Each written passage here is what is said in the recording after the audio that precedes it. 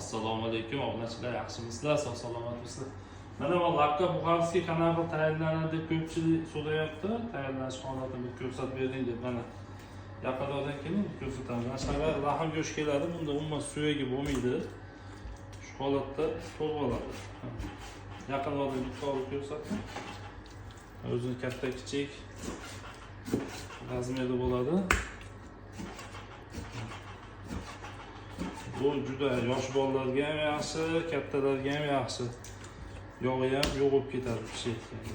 Bunaqa ko'p yog'li joyini olib tashlaymiz.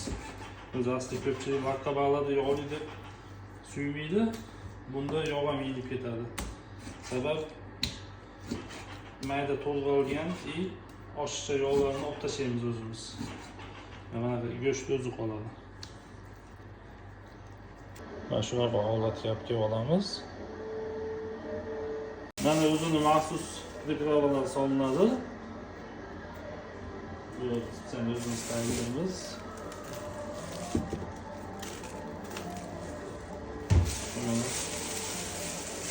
Kunjut.